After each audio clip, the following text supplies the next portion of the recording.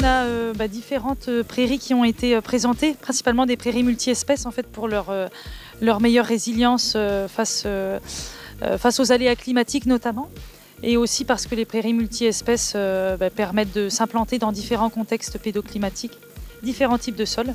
On a des mélanges de légumineuses et de graminées plus ou moins adaptés, qui ont des précocités plus ou moins importantes, plus ou moins précoces ou tardives, des mélanges qui peuvent être fauchés et pâturés. Alors donc la prairie par rapport au climat, elle a plusieurs enjeux. Déjà un enjeu en fait, de couverture du sol en permanence, ce qui va limiter déjà l'évapotranspiration par le sol, notamment lors de périodes de sécheresse. Un autre enjeu de la prairie, c'est qu'elle va stocker beaucoup de carbone. Le stockage de carbone qui est quand même majeur dans les prairies, puisque les prairies vont stocker entre 70 et 80 tonnes de carbone par hectare.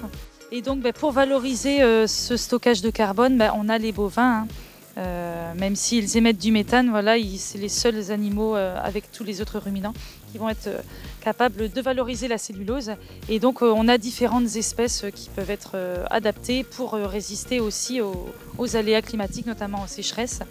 Je pense à la chicorée, je pense à la luzerne, voilà, qui sont des espèces avec des systèmes racinaires profonds et qui vont permettre d'avoir une biomasse, même une pousse même estivale.